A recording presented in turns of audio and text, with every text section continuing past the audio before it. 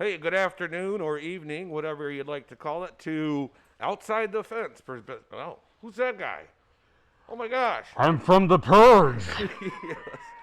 Welcome to the this week's edition of Outside the Fence.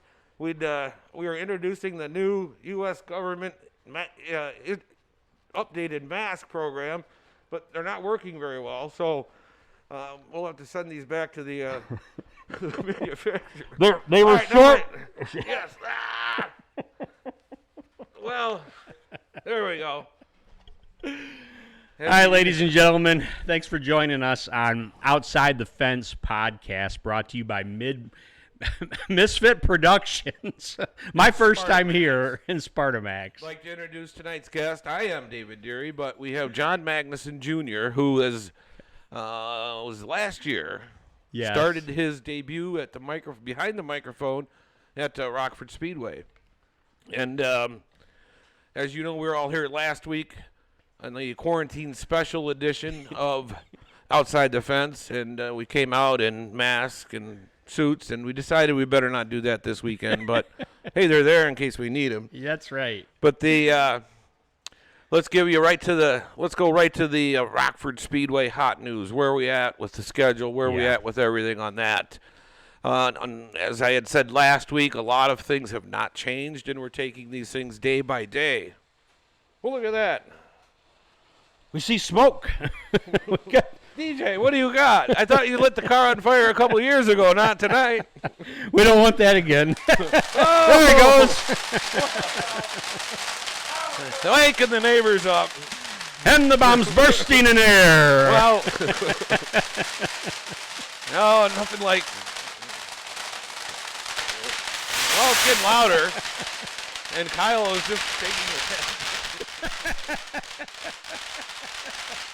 The Rockford Speedway pyrotechnics crew in full effect. Well, we had some stuff left over, and Yeah. and that's Yay. it. Well, the dog is scared to death now. Everybody in the neighborhood's scared to death. And the funny part about those things, you don't really know what they do until you light them, Right. And that's It's a mystery grab box from what you grab on them. kind of how it goes. I tried to do it last week, but Kyle said, no, we don't do that on our show. And I thought, well, we'll do it outside. That we have to do outside. I don't think, David, I don't think anybody's going to be outside complaining. We've got rain out right now. It is raining now, so yes, yeah. here in South Beloit. We are live from South Beloit, Illinois, at the race shop at DJ Smith. As you can see, during the week, he got motivated. Well, whatever you want to call it. Been working on the car, got her back into, well, how close are we, DJ? What do you think? Close enough, he says. Well, before all the fireworks, we was going to cover in on some of the schedule updates and where we're at. And currently, we're still waiting for the state of Illinois to get out of the shutdown deal April 7th, or starting the 8th. Unfortunately, when that went off, the state of Wisconsin went to April 24th. Yeah. Minnesota just went to May 1st. And the number of competitors from Minnesota, Wisconsin, and all these shutdown areas that would be coming to the Spring Classic are now jeopardized on the travel restrictions and the testing and all that. So as of right now, and I don't really want to say this, but I unfortunately have to, but the Spring Classic is going to be postponed from where we sit right now. The target date, the Big 8 Late Model Series, was the headline event of that Spring Classic event. However, the next weekend we were heading off to Slinger Speedway for the first time in, I believe, 4 years. That event is currently on the schedule. David, is that for April 26th 26th, on Sunday? that's Sunday. Okay, yeah. At Rockford, we had the WXRX Enduro scheduled for April 25th. Okay. That is going to be, right now, pushed back to Saturday, May 2nd, excuse me. Okay. Which was our NASCAR Weekly Series opening night scheduled. David, but is that the 4-cylinder division for the Enduro or the 6-cylinder They would division? both run Okay. that weekend. And the yeah. six No, is I'm sorry. Just the 4 cylinders. Okay, Just the 4 all right. cylinders. The And the reason for that one is NASCAR is not allowing any sanctioned events until May 3rd, which is the Sunday, or May 8th, something of that mess. So right now, that's kind of where we're heading. What divisions, David, does that affect for the NASCAR sanction? That's your Stanley Steamer late models, your Bargain Hunter Sportsmen, the Miller Lite American Short Trackers. Does that affect them too? And Yes. the Mountain Dew Kickstart Roadrunners? And the Bandits. And the Bandits. Okay. And the Bandits from Lowe's Okay. Park Auto. So that's kind of our plan, as we know, is we're all taking this event or this deal day to day. I'm starting to believe I'm going to get myself in trouble here, but this is I think the president was right saying we need this country back open by Easter. Yes. I understand the magnitude of this virus and what it's doing to the country, but the effects of all of that on the rest of the country, the business, the schools, everything we're all involved in is just going to keep downward spiraling. And where do we go? So I think positively the world and everyone needs to, let's take care of this virus. Let's get the people that are ill and quarantine them. And we need to open back up, not just from a racetrack perspective, but from the whole world, Right. really. But thank God we're fortunate to do events like this, keep Yes. people entertained. But here's where I'm going to step out of bounds again, and I almost think we need to shut the internet down. Now, Kyle doesn't like that one. But He looked up. but it stays open for business and, all the entertainment stuff. If we can't have it outdoors, why can you have it indoors? Let's shut it all down. You want it to be fair all the way around, Right. in other words. Sure. Let's shut off these news channels. Let's, 24-hour news. Go back to local news where they talk about the weather and the price of cattle, and let's get back to some normalcy on this Sure. deal. So, all right, We way too much negativity about it. And unfortunately, it's unknown times of what we got going on. So, Kyle, you got something you want to throw in here? No, he's holding back. David, I just want to say for those of us who love racing, who support the Rockford Speedway, the best thing we can do is get out and try to do business with our local sponsors out there, the sponsors that sponsor the racetrack, that Crazy Times. They had a lot to do with the National Short Track Championships last year for the purse that was paid out.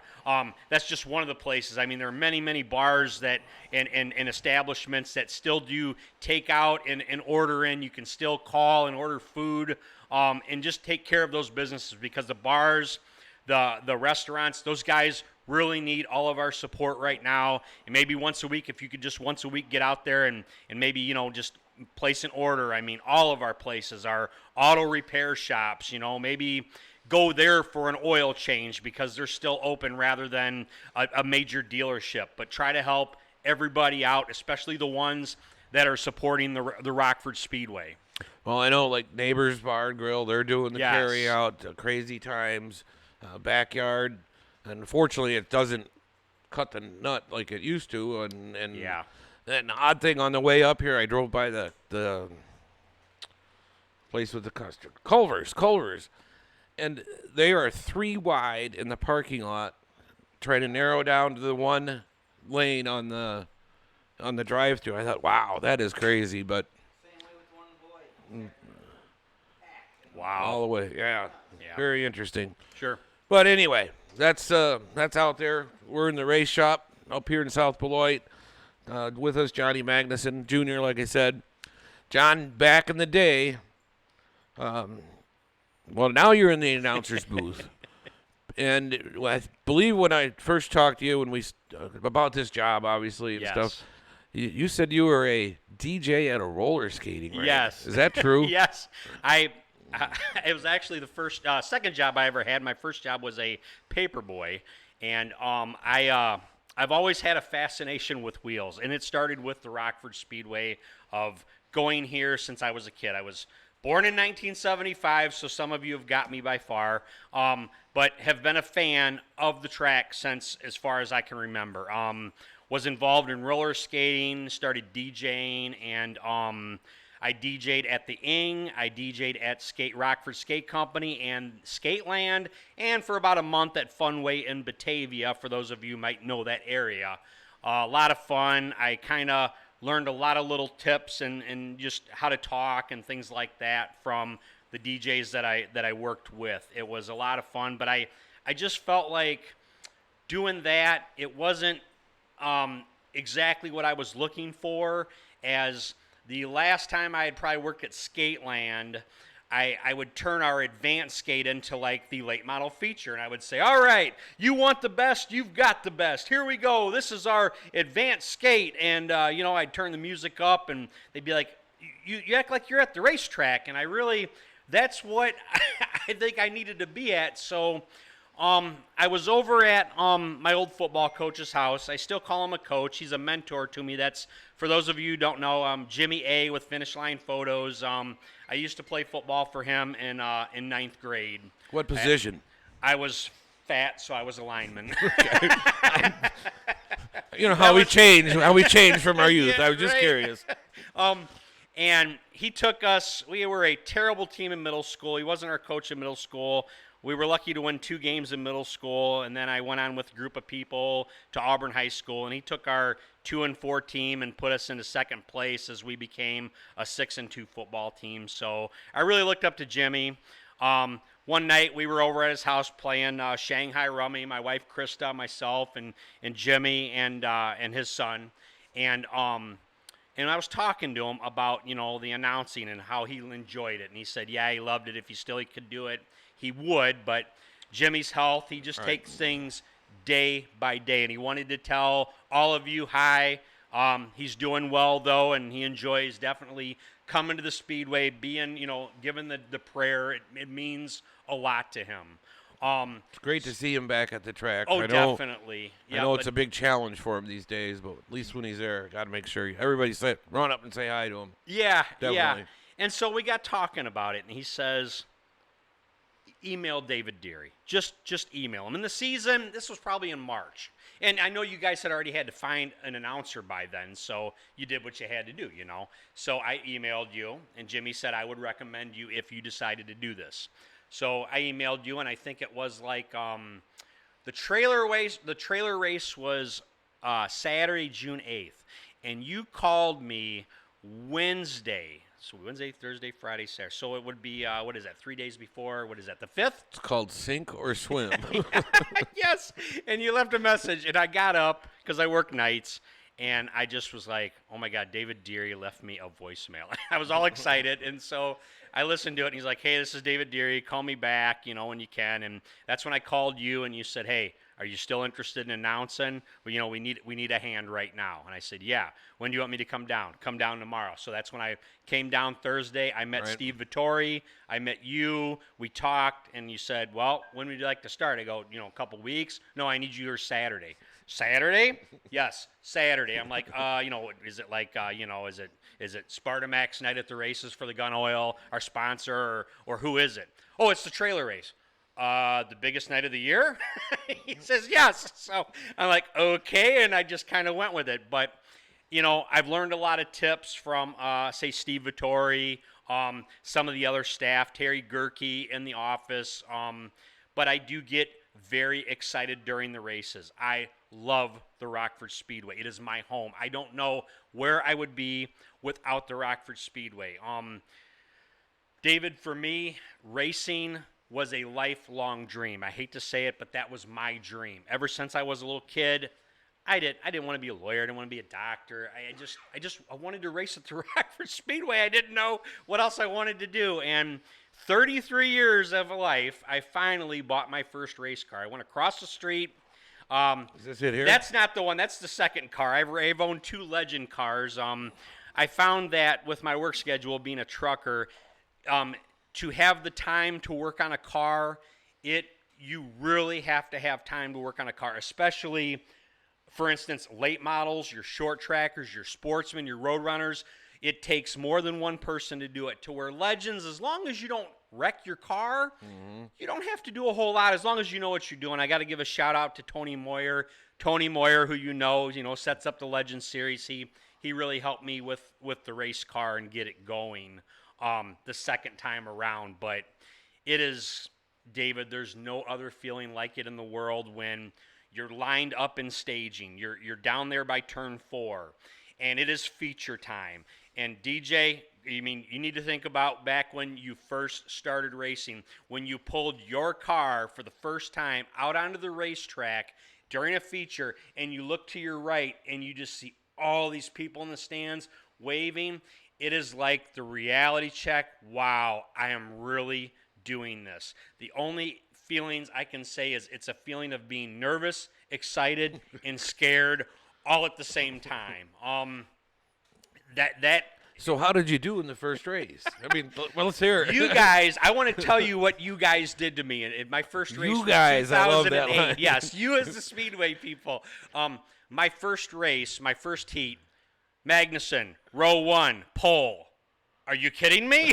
That's my thought. I financed my race car. I was making payments on my race car. I don't know about you fans, but when you're making payments on the race car, you're not as good as you would be when it's paid off. At least I don't think so. It was like, easy in the turns. I don't want to wreck the car. So that's how it was. At least you finished the race, right? So, I never wrecked my car the first one. There That you one, go. different story. all right. Yes. Mine burned down before it was paid. I feel so terrible for you for that too. As you talked about that last week, and then I asked you about it. Yes. The loan I got for it. Oh, terrible.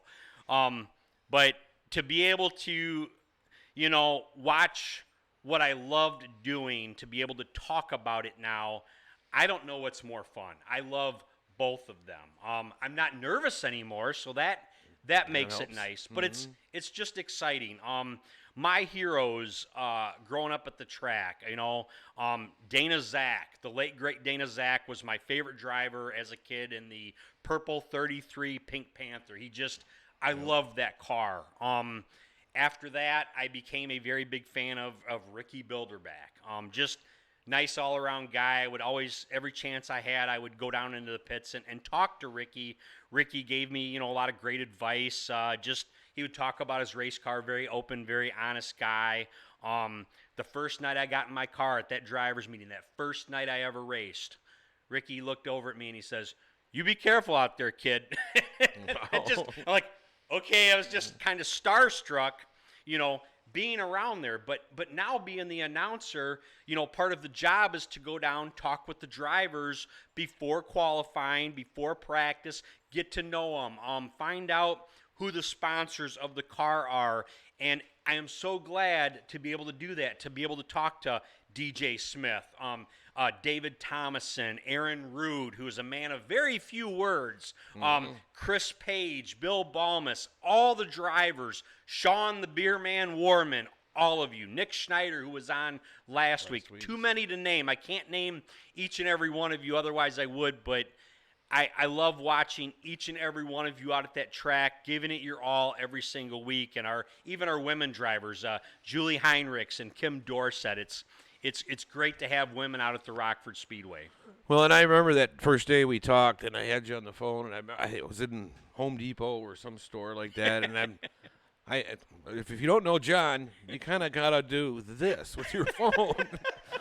I have a problem with audio. Yes. Yeah, he's very fluent with the voice, but about 2 minutes into it, I'm going, all right, this is the guy. He's got it. This is easy. And then obviously put you to work 3 days after that. Didn't mean to do that, but we had Eric Gustafson on board, and starting in that season, or maybe it was the year before. He started, I think, towards the end of 2018, right. if I remember right. And in past, you had mentioned earlier, Chris Clark, some of the Bill Powell, some of the great voices of the Speedway. Eric Huenfeld, many years, and he started at Rockford, and he's got a letter that he had sent to the Speedway of, I've sat in the stands. I want to be the announcer, and a great story there. But I don't know what year it was, last year or the year before. On opening day, he calls me at 2:00 and says, "I just threw out my back. I can't make it." This was Eric Huenfeld? Yeah. Okay. And you just don't pull announcers out of the thin air. So Yes. guess what? I was the announcer that night. And But you've had to announce before. yes, many times. Yeah, and actually, it is the funnest part of the night. Yeah. And I like it because you can make fun of people and they don't really know it. I mean, that's Like on Spectator Drag. oh, that's an open game there. But, Yes. Um, Yes. Kyle's even caught me on a few video replays, getting a few one-liners in there. Yeah. But it is, and it's the whole show of the crowd needs to get in. You need a good announcer, and anybody in the world will tell you that, in any sport or at any event.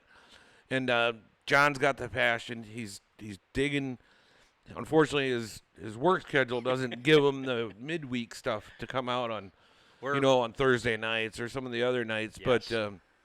But, we landed a good one. I'm glad to have you on board. And hopefully we'll get to hear you this year. And we will.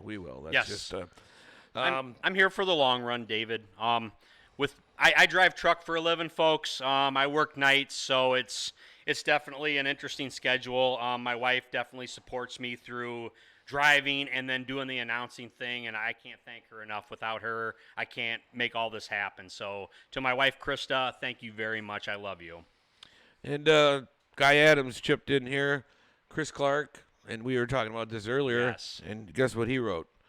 2 minutes. So I'm going to let you get a hold of Mr. Clark, and John would really like to bring that back. And let's practice. How are you going to do it? Sure. I did it at the banquet, and I've always wanted to do it. At home, getting home after the races when I was 12, 13 years old, I would do that. I would play Hot Wheel cars on my bed. Unfortunately, back in the day, we didn't have race numbers on the cars. We had to paint them with model paint. So, yeah, we would Chris Clark, Jimmy A., you, Eric Hunefeld, those guys. There is no way I could ever even compare to those guys. Those guys are legends. They are the best in the business. They've all left lasting impressions. I can only try to follow in their footsteps and take the knowledge that they have said things. Eric Hunefeld, you want the best, you got the best. I mean, that stuff leaves lasting impressions on us fans. But yes, okay, now to the point. This is what I've been working on. 2 minutes. 2 minutes. All right. Well, we'll let the audience Chris chime Clark in is here. the ultimate judge on that one. All right, that's fair. And he's on Facebook, and he's Yeah. out. I see him out and about. So let's get in from Chris. Oh boy, they're coming in now. Josh Taylor in the early 2000s. I don't remember him as an announcer, or is he a racer? Oh, I remember him. Announcer? Okay. Okay. And there was not Darren Halberstadt. Was it Doug Halberstadt? Doug Yeah, there Halberstadt. you go. Yeah. Yeah, and he got let go immediately. You told me the story about that one. That Yeah, was very that didn't work out interesting. too well. Moving on. Yeah. Yeah. Yeah, I don't remember exactly what happened, but something did happen not too Yeah. well. Another question we got in from Mr. Thiering. Can you take the guardrail you have down on the lower end of the fence? And that he brought that up last week, and I thought I'll answer that question. I would love to, but after we installed that, when we did the dirt event, and the reason we did that is we added dirt to the surface of the racetrack, which essentially made the wall shorter. Yeah. And then those crazy sprint cars, that's a whole other animal. And That was quite a show. That was a whole, that was a. But after that, in fact, and we did our insurance walk around. We do that with our agent every year, and I said, all right, what do you think about this? Because there is one spot over in front of the pit stands where it's too tall, really. You can't stand there. And if you're a shorter person, it's really, you and me. I'm not that tall. So they recommended we leave it as a safety factor. Warren, what I'd rather do is take those bleachers down, raise the earth level up there, and then put the bleachers back in. But we haven't got that far into the program. So just wanted to answer one of those questions. Came in on the on our On the hotline. on the hotline here today. There you go. Caller 10. Now we're getting a bunch of the taglines from everybody. There you go. Late model showtime. Yes, that was Eric Unfeld. Here yes, they come. Great. Oh, yes. Yeah, wasn't it Chris Clark that, like Chris Clark would do in the figure eight? Oh, look out, look out, look out, look out! That kind of stuff. Was it you that created on Spectator Drag, watch the starter? Was that you or was that Chris Clark? It might even be back to my brother, one of my brothers. Okay. How many of your brothers announced, David? Pretty much Tom Deary was pretty much the only one. Okay. And his favorite event was the figure eight. Yes. And and he'll probably be mad at me about this one, but when the figure eight race was on the track, he was looking at the back wall. And he was just kind of, you could once you do this enough, you can hear where the cars are, off the throttle, on the throttle. He did not like that race. Yeah. Did not like it, and that was just nobody really knew that, but his timing wasn't perfect. Yeah. But it worked. So I wanted to ask you a couple things about a couple of the big races in figure eight of the history of the Speedway. And I wanted to ask, like, for instance, we had one, it was back in the 90s. It was a special figure eight. The term was the Bad Boys from Jeffersonville, Indiana. And you had a group of these late model looking modified cars that came up and raced against the Rockford Speedway cars in a 50-lap figure eight. I think it was on a Sunday afternoon. I was there, and that was probably the first time I ever saw two cars hit in the middle, and those two Jefferson cars, they hit head on and they hit hard. But is there ever a chance, say, in the next 5 to 10 years that maybe they could ever come back and host a special figure eight event? I know Rockstar Russ Lorbecky up in Slinger, he loves the figure eight. I mean, I will never forget Rockstar Russ's famous speech the night we had the Magic Pool Splash, which was, what was that? Memorable. I'm not going to say it on this, but I asked Rockstar Russ if he would be willing to jump in the pool, and he said something that's we'll censor it, and he said, yeah, Beep. following that. Yeah. Yes. It did it's make on it? YouTube. Well, terrible. all right. So what was the pool? I gave everybody I think it was like the first driver to jump, first winner. Was it $100 or a Hemi or I don't know, $100 maybe. But that night it was like it was It was hot. First one. There you go. That's right. Yeah, they gave you. Yeah, you gave them Hemis for anybody else that jumped. But if you remember, it was 110 degrees that day. Yes, it So was hot. It was Even hotter for the drivers in the cars. My God. Yeah. David, the first driver that won that feature, that would be for the I think it's the Illini Racing Series. I think it's the Chicago Blackhawks car. I know his name. Ryan Finley was the Ryan one. Yep, Finley yep. was our winner for that, and yeah, he was all excited to jump in.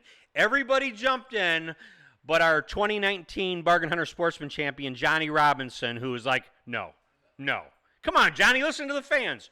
No. He said, no way. Well, back to your figure eight question. Yeah. Those guys were based out of the Indianapolis Speedrome, I believe. Yes. And if you ever go down there, it's a really unique track. The whole infield's all paved. So when they're doing these 1,500 lap figure eight races, they're all over. So that the X at Rockford is 40 feet wide. You're supposed to stay on the pavement. Supposed to. And DJ said he just said no, I haven't ever done that. But anyway, those guys have a lot more room, obviously, to make it through. But Yeah. that was a really intense race. Yep. And those cars are basically late model cars with no skin on them. I mean, they're a full frame or full tube race car, and we'll see. I don't know if they're willing to travel. At that time, they were traveling around a little bit, so Yeah. things have changed in that regard. But David, your guest last week, you guys had Nick Schneider on here. Our wasn't he the Bandit Figure Eight champion? Correct? Is that right? 2019? Yeah. Nick, I remember he talked about it on Facebook. He actually went down to that race and competed in the 4-cylinder division. Maybe next time you have him on, maybe he could talk about what it was like being over there. But it's a flat track. You can't go fast on flat tracks. No. You can go a lot faster at Rockford. That's why, like, for Legends, the smaller cars, they're great. But, yeah, with the Legend cars, you you have a high. It's like a higher sitting car, a little bit of a higher sitting, so they look like they will roll over a little bit. I will say I'm fortunate enough to have never rolled over, but it's something I definitely wouldn't want to do. So you just said legend cars in figure eight? No. no, On no, regular, on no. Well, you know, going back to that story, the vintage car. We did a vintage car Yes. figure eight. Joey Darnell put together the Northern Outlaw Vintage Series. He had to change the names a few times, and I just threw it out to him. He goes, "I need some races." I go, well, "What about a Wednesday night and we do a figure eight?" And he, "Oh no, that won't work." I said, "All right, well just think about it." And then lo and behold, he excuse me, he started talking to a few of his people, and they were in, and it's pretty exciting. Because Yes. that goes back to the beginning of figure eight, really. I mean, I'm not sure what year we started. Probably in the 70s, 80s. I I'd have bet to you look that up. Marty would know that answer. Marty Goff. I could look it up. I Yeah. didn't. But anyway, so now that's back on the schedule for this year. So Outstanding. I wanted to talk to you about another figure eight race I remember. It became a league. I want to see if you remember this. I'm going to pick your brain on this here. Richie Swarthout used to drive, I hope I said his last name correctly. He used to drive this really fast pink car that was a Cadillac. It was like it had a late model car in there, and there was some souped up cop car. That one may have been driven by Derek Dobbs, because Derek Dobbs always drove the police car. or Jimmy. It may have been Mayberry that was Jimmy driving Doherty, it then. yeah. Yeah.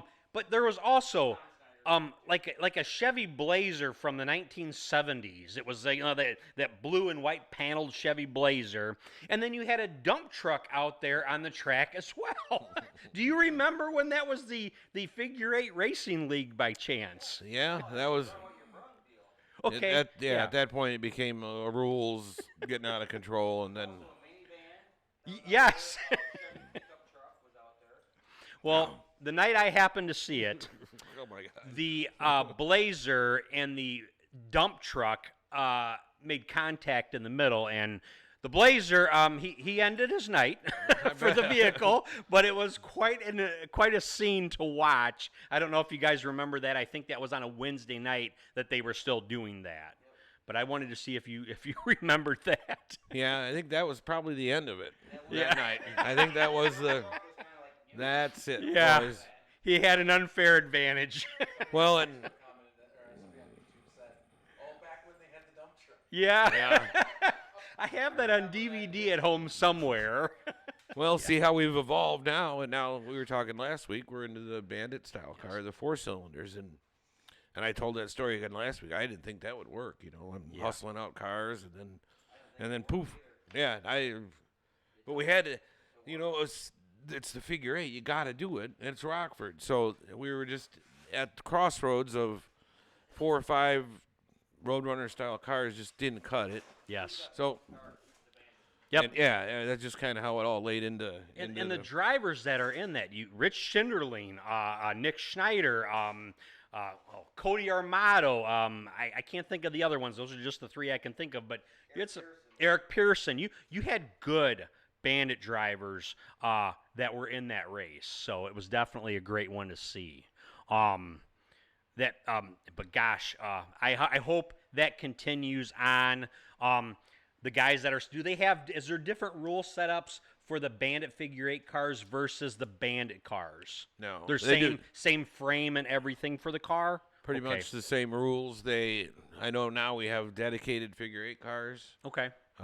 Then the first night we did it with the Bandit cars, they all couldn't turn right. Okay. Obviously everybody's. So they had to do a little work there to make that work, but. Sure. And the back of the room said Sixers. Well, they're not there yet. Not there yet. Yeah, at least the Bandits have cages and good brakes. They're a lot lighter and all that. So right. It's. I think we're on a good path there. Yeah. Speaking of safety equipment, it has really evolved from back in the 70s to today. I remember back in the 70s and early 80s, the Roadrunner driver safety equipment.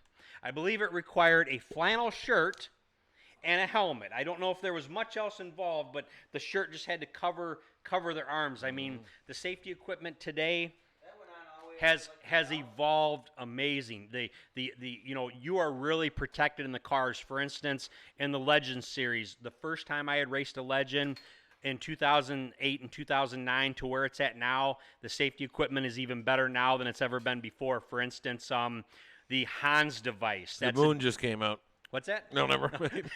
the Hans device. It's not cheap, and it's not the most comfortable to wear, but that will save your life. Did you have one? Did you wear the Hans? Yes, we Okay. were required to buy one. I went over to the nearest race shop, left-hander chassis, and saw Wayne and the people up there in BA, and bought it up there. But I will tell you, in the Legend car, in this last car that I had, number 96. The last time that I was involved in a race at Rockford, it was in 2017, and I came out for hot laps, and my confidence was higher than ever because that's my favorite track, Rockford Speedway. And I got going, and after the first hot lap session, I was told I'm fastest, and I was excited because I was so determined to want to win that night. And after I got back out on the second session of hot laps, we made a couple of adjustments, and I got out there, and I'm going along pretty good. And I come out of turn 4, and something kind of felt weird. Wasn't really sure. Haven't had enough experience behind the wheel to know what was going on. And I go into turn 1 and 2, and it wasn't turning.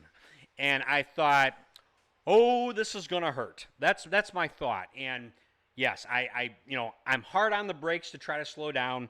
I got to kiss the wall and introduce my car to the wall, a little Legend car.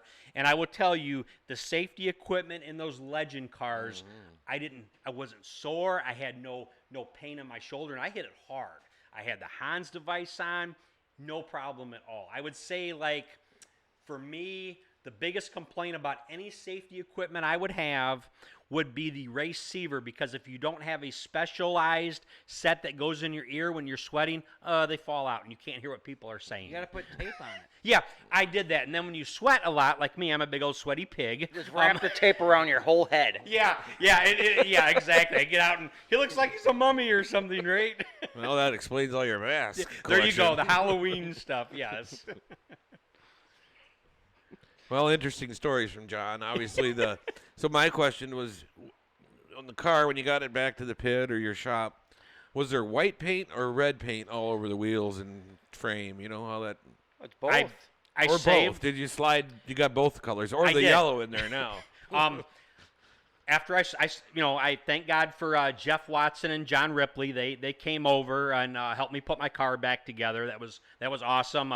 Jeff always wants me to say he's the original Iceman. We had a Sixer driver come in last year that said, "Oh, I'm the Iceman," and oh my gosh, Jeff Watson says, "No, I'm the original Iceman." But Jeff and John helped me put my car back together and get it back out to finish off the season up at a different racetrack that I was at. But I sold everything except for that rim that is no longer usable. And I used that rim for my air hose, to wrap my air hose around it. And I have, yes, a memento from the Rockford Speedway of the red and white wall. And that means a lot to me. You know, I earned it firsthand by rubbing the wall. Yes, you did. I wanted to ask you. Don't you think trophies are more memorable than... Yes, I have one. I only have one, and it's definitely memorable because of what happened to my trophy. Was that a bike race when you were a kid? Yeah, my Shots first, fired. Hey, My first it's Legend. getting down and dirty here tonight. Yeah. My No, we're first having fun. Legend car that I had, July 30th, 2008. I wrote it on the back of my trophy. I stayed out of trouble, and I held off Rachel Pinkerman, who drove a 21 Legend car, teammates with Bobby Yankee.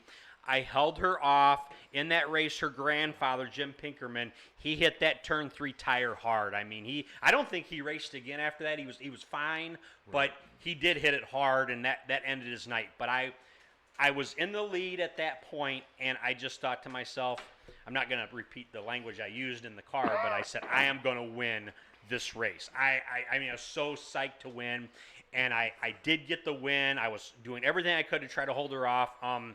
I will even have to admit I lane blocked a little bit because she was a little faster than me. You Shame dirty on son of me. a gun. Yes. Imagine that. I did coming out of turn 4. You can say it now. It's okay. Don't worry. I got out, and Jimmy A was a photographer at the time, and him being my former football coach, it meant a lot for me to have my picture taken, and I was so excited and nervous when I got back in the car, David. I didn't exactly understand, do I leave my helmet on, take it off, what do I do? And when I got back in the car, I went to grab my trophy. I knocked it on the ground. It broke. And so I actually asked somebody, I go, do you guys have another one I can have? And they said, no. So Gorilla Glue works wonders, as my trophy has Gorilla Glue holding it together. That's a great story. Oh, my God. And that trophy's going to the grave with me, David. Yes. Well, I thought you were going to say you got in the car and you forgot to put the wheel back on or one of those tricks, Almost. Yeah. Just lost the trophy out the side. Yep. Hey, we had a couple of questions on why don't you bring back the train race and then the doubles or Yes. double deckers. And I can go back and say, Explain what the train race was. okay, good point. The train race, we took 3 vehicles, chained them all together, and the way it was supposed to work is the lead car was the caboose, not the caboose, The wheel and the accelerator. engine car, and then there was a guy in the rear that's supposed to have only the brakes, and then you run the figure 8 portion of it, and that was pretty crazy. I remember that. So that and the double deckers. So kind of when all that went away is the cash for clunkers came along and the world of scrap went yes. up out of, junk cars were $500 and $600. So, and thank God things have changed in that aspect, but David, would getting you the say cars was hard part. And then on a train race, you needed 3 for one team. would so- you say the bandits? That's when the bandits really became, were born. Or No, the Hornets. Yeah, Hornets, Pretty yeah. much, yeah. Yep. That's how that kind of evolved from because there. the cash so. for Those clunkers. Hornets were huge when they first came out. There was a Black ton and of yellow. them. 50, 60 cars, yeah. Oh, it was nuts. And Yeah. look, it happened, and they started doing more and more and more. Yes. And when we developed into the bandit class now, Okay. and that's not so bad, but there's so many different varieties of makes and styles, and Nissan would make one car, but there's 6 different options. So the guy would say, "Oh, I got the base car, but take all the fancy options and put it on that car." Anyway, so we ended up doing. The dogs are getting hungry. We ended up doing a breakout rule in that class a couple of years ago, and the guys finally figured it out.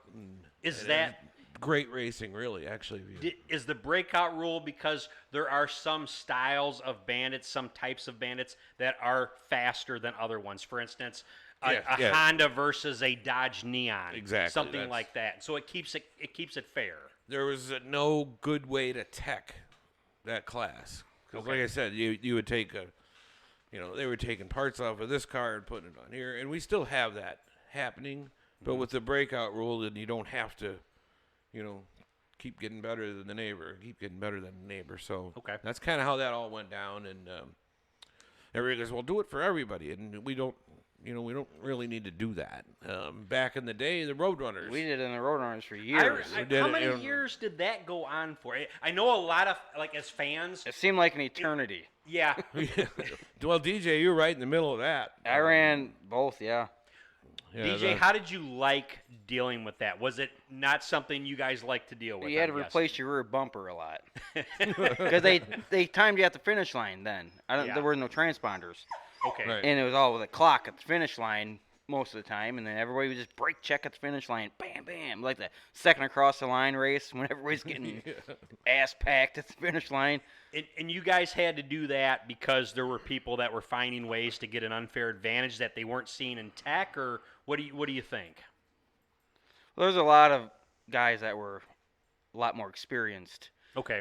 Because anytime you get the lower class, there's a lot of new guys that come in. But Yes. then you got a lot of guys that can't afford to move up, the experienced guys, and they're still in it, and they have a lot of experience. And you can tell on the racetrack that these guys are way faster. Definitely. Speaking of the lower classes, the Sixer division, my gosh, that is look at all the cars you get for it. And now you talked a little bit about last week about the High School Racing Association. That I can't wait to see that. Maybe we can reach out to a broader group of people, maybe get some kind of information into the high schools, because who doesn't want to race? I mean, really, who doesn't want to do this, you know? So I think that's great that they're going to start that up. And how many events do you guys have planned? Is it 5 of them? 5 for the HSRA, and then Okay. I believe our Sixer class has probably a dozen currently on the schedule. So a couple of bigger nights, as I mentioned last week. Yeah. For those guys are no longer doing any Wednesdays this coming year, so everything's on a Saturday, and that came up last week. Depends how this schedule and when we can go back racing. Somebody had suggested we'll do some Wednesday nights, and well, let's see. We'll Yeah. get to that point. Just didn't work out for us in the long run, and although it was a great midweek race or break, the old hump day Wednesday night, Yes. but we concentrate more on the Saturdays, bring those divisions to Saturday nights. Let's make our Saturdays bigger, better, and kind of Saturday nights under For the a lights. Oh yeah, it's good. Yeah. Good stuff. Yeah. For a Sixer, that is basically the new entry level to get in, isn't it? Is it basically you just got to knock out the side windows? Is that what all isn't? There's not a lot to go with those cars, correct? don't break them. Oh, yeah. Remove them from the car. Is that all Really? it Yeah. takes? The only thing we allow, essentially in the rule book, is you can camber the right front. I think 1 degree or Yeah, I think it's 1 degree. 1 degree. Okay. And we did that the first couple of Sixers races. The right fronts were blowing off, smashing into the wall because they just didn't work right. And as you know, with a front wheel drive car, when you hit the wall there, your night's pretty much done. Your axles and there's a lot more work than just the old spindle sitting there. And so the rookie guys pretty much learned that. But that's the idea. You can put a cage in the car. That's an optional thing if you want to. You don't have to. Sure. We're just trying to keep it simple, cheap, and fun. I mean, that's really the basic of it. And we had talked last year. There's a couple of guys, they sent their computers in, got them tuned up. So talking with some of the tech guys in the off season is how can we stop that? We do have a claim rule. The track can buy the car. Okay. But that's not a good. I don't like it. I don't like to do it. I mean, well, Sure. it's Nobody nice would to like have that, in the yeah. pocket in Okay. case we do need it. But what we're gonna do this year, and I don't know the exact. If you start winning 2 features or more, then we're gonna take your tire size that you have and make you run a bigger tire, Okay. which should slow that car down. So the Sixers, part of their tech is going to be, we're going to be writing down tire sizes and on every event. Okay. So we know what they're running, and then we can compare to how they're doing, because we don't want to get into the computers. We need people not to spend the money on doing that.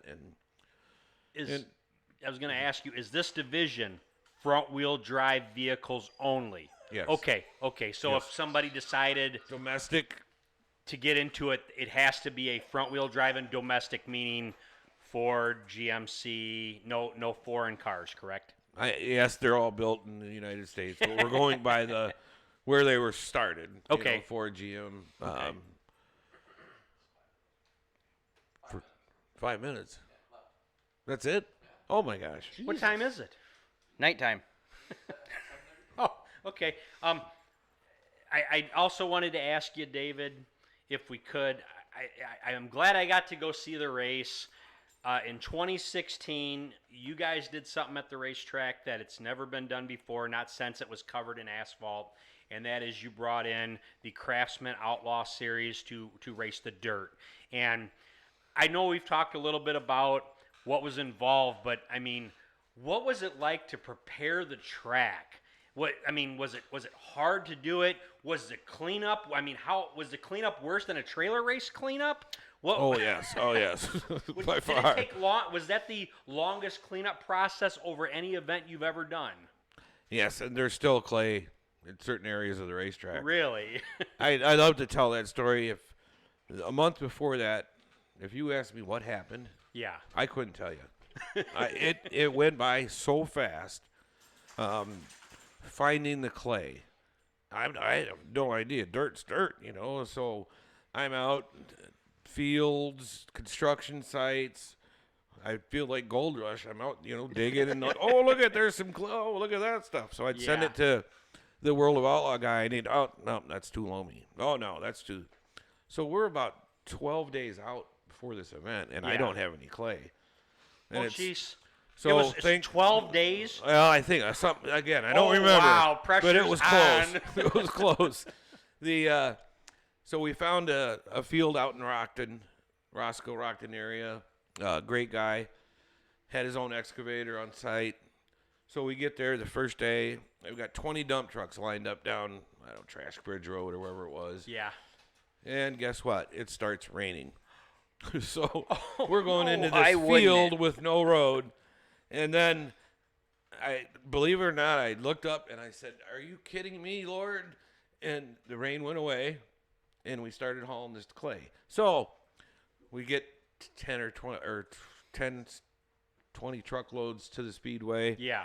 And the guy there's, oh, this isn't going to work. This is gray clay. Oh, no. So we stop. So now we got all these trucks sitting there. We take the excavator to the backside of this property. They brought the wrong clay? Well, we, You didn't know, right. It's in Okay, the yeah. ground. So fortunately, we go to the backside of this guy's property, dig down, and then we find the red clay. Oh, my. And actually, it's a really good clay. Yeah.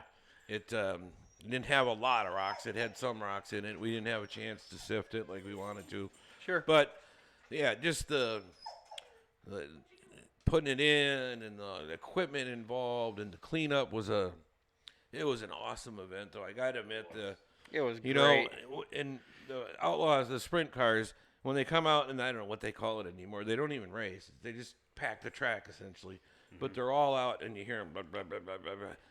And you could I could just feel, just like wow. Yes. Unfortunately, the track turned to shit that day, and then the next day we had rain for the late model show. Oh yeah. Yeah. If you remember, we ran the late models 3 days after that. But by then we were clay experts, or we had enough guys, so we were out after the Outlaws and the late models were there, disking it over. We decided it was got too wet and packing it, and we got better at it. So you were leading to, will it come back? Yes. Possibly. Okay. Okay.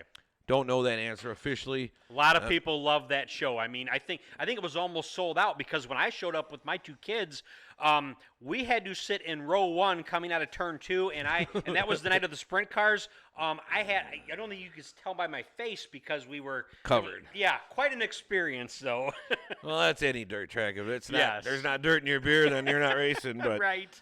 we'll see. My brother Tom, who had worked for the World of Outlaw group, recently resigned from that position. So Okay. our in there is not there, but we still know all those guys. They're a great group.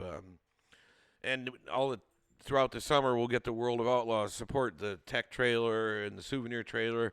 Yes. They'll stay overnight at the Speedway because, they're on their way from here to there. Mm-hmm. And then as soon as somebody sees it, somebody takes a picture of it, and the dirt's coming back. And they're just a trailer, and it's just parked in the pits on 2 days. So DJ, would you do it again?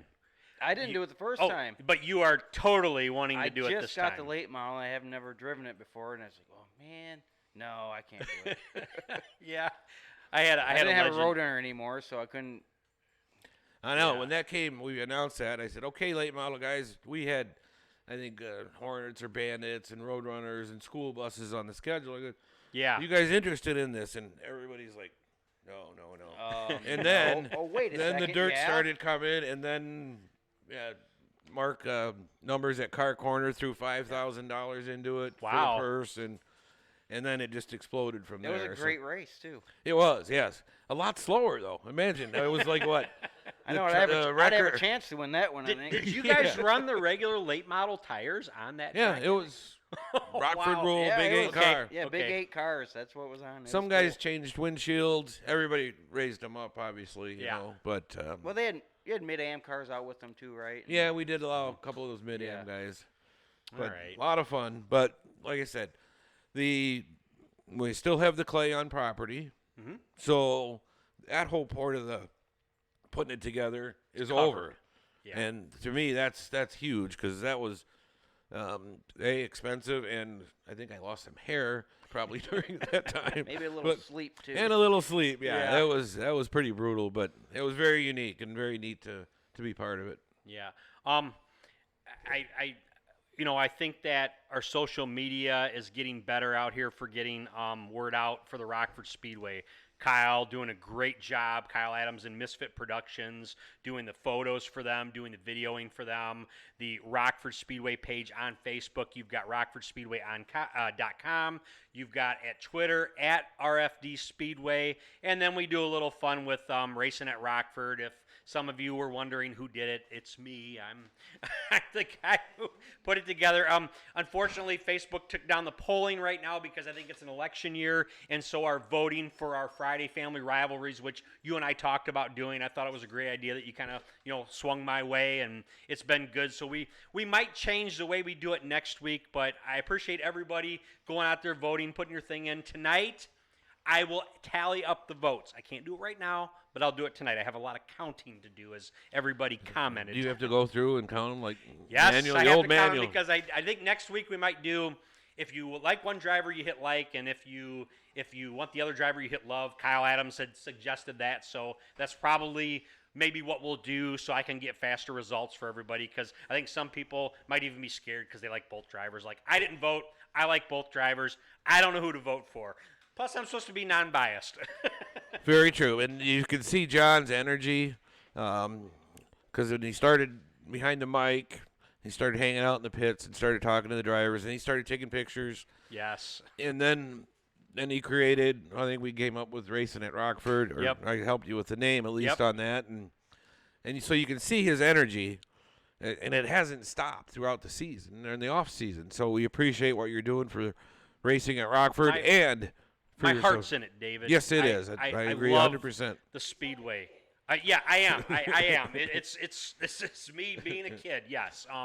But everybody that you have working for you, I'm glad to be working with them and getting to know them all. Terry Gerke. I mean, it's always interesting because I'll get to work. I'll get to the track and I'll go down to the pit box to get my my wrist. My band for the wrist. Armband, And she's yeah. like, "All right, hurry up, get out of here! Got a lot of drivers coming in." She's got so much going on, and then when she gets up in the booth, she's more calm, but she's got a lot of information. I remember when Brad was a former driver at the Rockford Speedway as well. But it's all good. It's an amazing family. I'm just glad that I have a chance to work with you guys. Well, and you're right. It takes a lot of people behind the scenes that, at least to produce the events that we're doing, and not only us, but the racers. DJ, his crew. We're up in his shop, and he got motivated last week and started working on the car, so that's awesome. But Looking good. I'm starting to get the I'm calls happy. on. I love it. We need can't wait to tires. We race. need tires to scale the cars. So Yes. the natives are getting a little bit restless. We want to get back to the racetrack. We're going to get, I don't even know if I finished the schedule part of it, but our first practice tentatively will be April 11th. Mm-hmm. That's Saturday. Probably do a tire sale at the same time, and we'll start renting the track at that point. If things don't quote me yet, folks, but if things go as planned with the deadlines we currently have, it won't be long before we hear the noise, the sound, the excitement Sure. of stock car racing in You're Rockford. gonna open Um, up a little Kyle- earlier oh, for We buying okay on tires. time? We still Yeah, got yeah. time? I'll do Friday I can night extend or it whatever if it you takes need. to. I've got extra time. What time are we sitting at right now? Okay, 7:34 right now. We can go another 10 minutes. If my work isn't watching. That's what I'm texting I have the- right freight to now. haul that some of you have we picked up The for. questions are. It's only going on the internet. Right, yeah. Yeah, they'll never know. No, not at all. And who did you? No, who do you work for? Hey, we did get a couple more questions. Dan Lignell has pitched in and going back to the dirt days. He goes, I drove that dump truck a lot on the cleanup side of that. One. Danny Lignell is awesome. Nice. All right. So one Never heard of story on that dirt track. Since we got a little time, Yeah. we at that time we started the town fair out in the parking lot, which is the carnival and all the Uh-huh. events going on. And it scheduling wise, it worked out great. We thought, well, while that's going on, we can clean up the racetrack. So we get all the clay scraped up. Carnival's opening up. David, And how then long did it take to scrape up all that clay? I think 3 days. How many tons do you what like when 200 truckloads at 20 yards or 20 2 tons. months about to get it up, probably. Yeah, it was you, We 200 helped, too, tons? by racing on it. By 200 racing on it. trucks is what that. Wow. So we get it all up, and then we thought it was dry, so we thought we'd take the sweeper and sweep it. Yeah. Well, it became like a house fire. The dust was just intense, and unfortunately, it was blowing right out into the carnival and Yeah. the fair, and so we had to shut that program down. So then, okay, let's add water to it. We can still brush it. So we go out. We have 2 water trucks, the 2 skid loaders with brooms, and we go into turn 1. And I was in the second water truck. So the first one's laying down water, and I'm following him, and we're up at the top of the wall, mind you, and then 3,000 gallons of water. It's a lot steeper than what people see in the stands. Exactly. It really is on that racetrack. But fortunately, this truck had duals on the back, and so anyway, right in as I'm getting into turn 1, the tail of the truck starts sliding down the hill. And you got how many gallons of water in It there? was 3,000 or 4,000 gallons. You were just sliding. Oh my. That's where I think I lost some hair there too. But Yeah. we was like, okay, I'm not tipping. So we just kind of cheated down. Sure. And that first lap was just incredible, though. Because then the Yeah. skid loader behind us was sliding, too. The first truck was fine because he was in the dry or on the clay. But that was pretty intense. And I mean, we use that water truck a lot after trailer races, boat races, too. So I've done that before. And even getting up there when it's dry, it's Yes. kind of intimidating because, the 22 degrees and... All that weight trying to pull you over. Yeah. So you don't jerk, you don't get it sloshing because that'll be it's anyway. What you'd like to tell everybody is if we got any kids watching right now, if you have never walked out on that track after a regular night on a Saturday, do you allow the fans to walk out onto the track? After a regular Saturday, Take your kid out there and walk in turn 4 and just look at the banking. Now we're not the highest bank track in the world. Carefully walk out Yeah, there. but carefully. I mean, it's a totally different view, and like we talked about on the phone, the view at Rockford Speedway.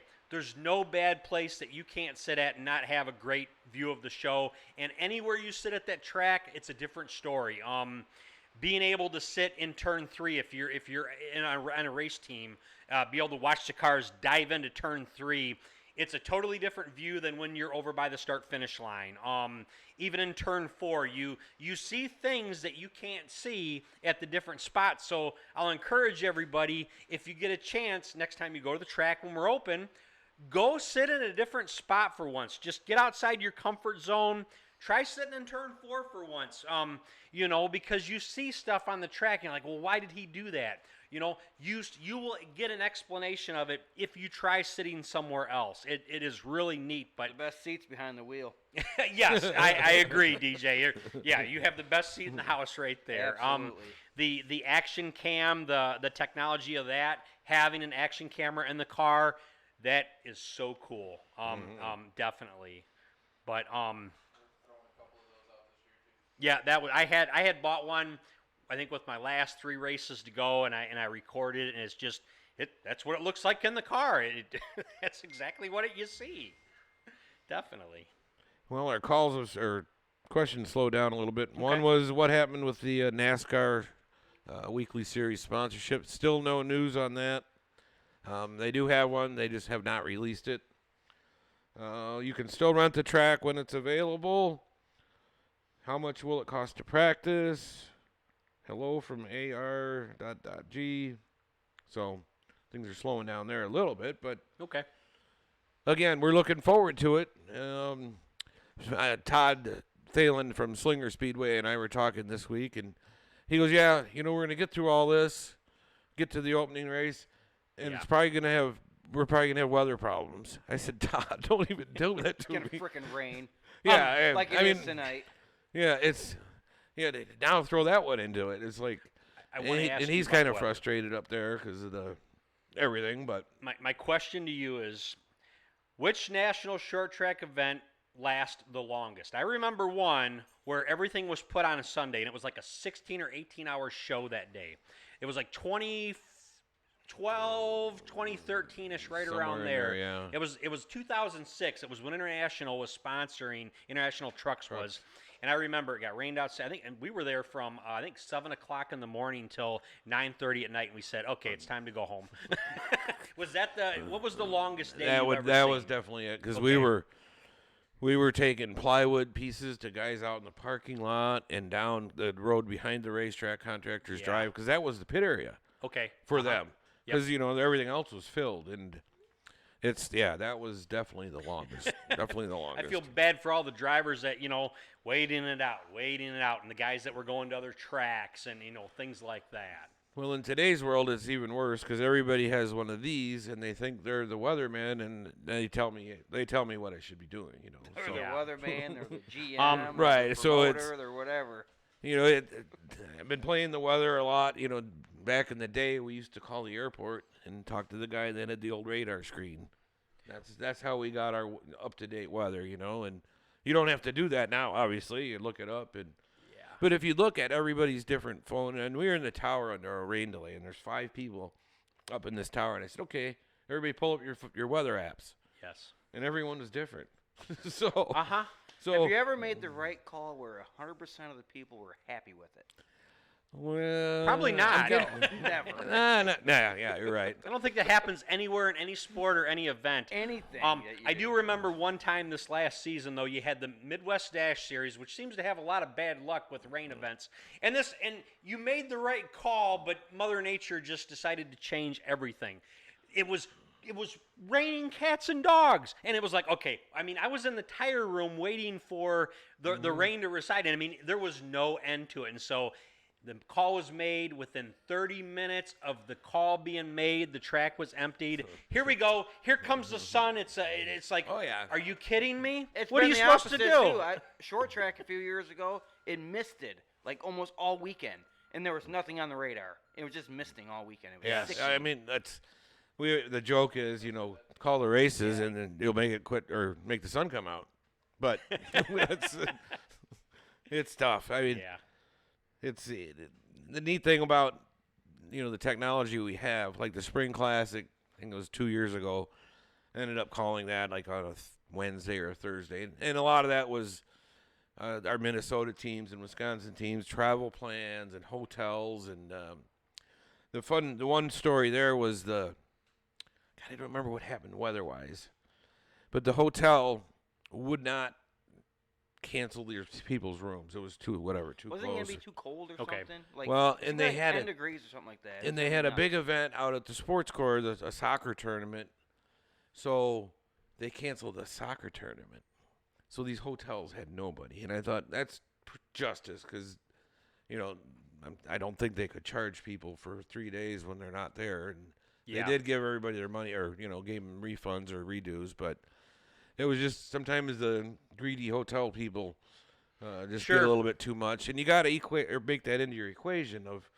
The travel time, people got to get back home. They got to get there, practice. So Yeah, we're all not from Love's Park. we're not, or- 5 Right. minutes away. So there's a lot of pieces of the puzzle that need to get considered. I got 2 more questions for you if we have time. One is, has your mom Jody or your late dad Hugh ever raced on the track at the Rockford Speedway in a race? I don't know that question. I don't believe so. Okay. I was wondering about that. That We came up talked about last week, didn't we? about me doing that. And I Yeah. said, I have Yeah. the slowest Yeah. lap in the sweeper Oh, on yeah. the record lap. Yeah. And the last one, I guess, would be, you've had so many great drivers come to the Rockford Speedway. A lot of them are in NASCAR now that have stopped at the Rockford Speedway at one point or another. But if you had to choose, I coached you in this question earlier. I let you know what I was going to ask you. Oh, boy. If you had to choose, you Dale Earnhardt. had to. Everybody else chip in on this. Dale If you Earnhardt. had to. No, I'm not. He's not in this one. These are 2 Rockford drivers Okay. that raced quite a bit there. Would you choose between the late, great Dick Trickle or the late, great Joe Shear? Who would you pick? I'd say that's definitely a tie. Yeah. I say flip a 'cause- coin. You know, Joe Shear was classic. Slick, smooth, the sheer move. He was a terrible interview. Man, a few words, just so you know. Okay. But Dick Trickle, what a character. A couple of quick stories with Trickle. I remember one short track or an Art Go event or something. We get down to the pits or pull into the racetrack that day, and there's Trickle and his hauler and these cowboy boots hanging out the passenger window. So you bang on the door, and it's Trickle, and he just kind of slept in the parking lot. But another one with Trickle. We were at National Short Track Championships at the time. A good friend of mine, Mike Conti, was working at the racetrack, and we dressed up in white tuxedos as we were taking tickets, and we were part of the Victory Lane presentation. So we decided we'll go out to a bar afterwards. So we're in our tuxedos, and guess who walks in? It's Dick Trickle. So next thing we know, Did he have the cowboy boots on? he did. He did. Of course. Next thing you know, he was our dad. Yeah. And we were just having a whole bunch of fun with Trickle, but a lot of great stories with both those guys. The history, a 7-time track champion. It's very. I'm very proud and unique to say I'm glad those guys raced at Rockford and made their mark. David, out of all the Artco Series drivers, those drivers that came through in the 70s, 80s, and early 90s, is the only last active driver a former guest here, Rich Bickle? Is he the only one that's left in that group that Rich still Bickle's races? another one of those guys that keeps going back to Rockford. And he's raced with all these guys, man.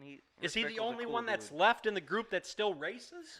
That you guys know of? I mean, if you're listening, fans, if you could let us know on that let me one. know here on the questions. That would be great. Is Rich Bickle the last one of the Artco Series drivers that's still actively racing? That would be interesting to know. Get a couple of votes on Good that man. Rich is a cool for dude. Joe Shear. I had to buy his book last year, and he personally signed it for me. So Yeah. that was awesome. I didn't get a chance to read it, but I bought the audiobook version of it because I'm driving. Got to Okay. listen to it. There are some amazing stories in that book. I mean, had no idea, but yes. I know. And he signed this picture here. Let me pick that up and show everybody real quick. Be careful, John. I promise. Is that whose One of my picture most is it? prized possessions right there. Is that yours? Yes. Oh, he there you signed go. it for me when he was here. It was I remember when he. Look at that, fans. that guy took the photo. And he signed it too. Oh, that's so That's cool. him at Rockford. He was here. Was this the Frickin' here. Yeah. Was this the 2019 car? Yep. Yeah. Okay, before That was the, before the wreck. I got the same photo without the whole front. He was sitting right there. That's so cool. Did he bring by the 2x4? I mean, come on. We There had would- one. I had one. And we Don't had it like see. a prop. The commemorative Rich Bickle 2x4. Now, if you could get him to sign that, that would be Right. awesome. A lot of awesome racing stories. Oh, Yeah. We had to cut him off. There was too many. Oh, then we stayed that could after be later, and he told Kyle, more stories. Oh, yeah. Can you let everybody know? Like, I've got a friend of mine. He lives up in Wisconsin. He wants to watch that interview that Rich Bickle was on. Where does he need to go to find the previous interviews that you've had in previous shows? Where should he go? Yeah, hopefully everybody can hear me using a headset mic, but you should be able to find us on Misfit Productions on Facebook. That interview should be logged under our videos section and media section. We just have to scroll through. Facebook sorts media very oddly, but the latest videos are also being streamed to YouTube as well, so they'll be archived there. Are you Okay. gonna upload the Bickle one to YouTube? Maybe one of us out here can just share it on Facebook, and if I see it, then I can tag my buddy in there. He's a Legends driver, former I'll Legends share it driver. again. Okay. So, yeah. All right, good Yeah, deal. let's spread the word. We're about running out of time. A couple of your Larry Schuler and Steve Carlson. A couple of guys from the not Yeah. the past, but the old days. Somebody threw that in there. Thank Ray Yeager over at Performance Engines. Power yes. This week, we officially closed our office on Monday, so Yeah. if you need to contact us, do it through our Rockford email, Speedway right? at Yahoo. And stay tuned. We're getting geared up, believe it or not. What's the email again? Rockford Speedway at yahoo.com. Okay. All right. So any questions this season? I know like all the updates. If things change, race fans and staff and everybody, go to rockfordspeedway.com to get that information first, or the Rockford Speedway on Facebook page. Not my racing at Rockford. I share things that I get from the Rockford Speedway page, but Rockford Speedway on Facebook is where you get your information at first, and then I'll share it. We brought a little treat in here, too, I wanted to share before we cut the show. And we have Eddie Hoffman was another one. Fast Eddie Hoffman. Yeah. Yep. Oh, I love So we got to wrap this up, but John's an avid collector. Yes. Obviously, this is the 27th, 1974, his oldest Rockford Speedway Yes. program. I'm going to give He's got all of them. Well, that's the earliest. Yes. Marty Goff, our track historian, has a bunch 88. of the early ones, and that's on Rockford Speedway history 93. page on our Facebook, or through Facebook. But wrapping it up for tonight, this is Outside the Fence, brought to you by Spartamax, and I'll be back next week, I guess, as the host. Is that right, Kyle? All right, I've got things to do, or not things to do, whatever. But if you want to volunteer at the racetrack tomorrow, or when it's not raining, come out and see me. But thanks, everybody, for listening. Thanks, John Magnuson Jr. Pleasure Did a to great be job, and we'll see you All right, take care. at the racetrack. Thank you, fans, for watching. Have a good night, and God bless you. There is a cure on the way. Let's pray. All right. Good night, folks.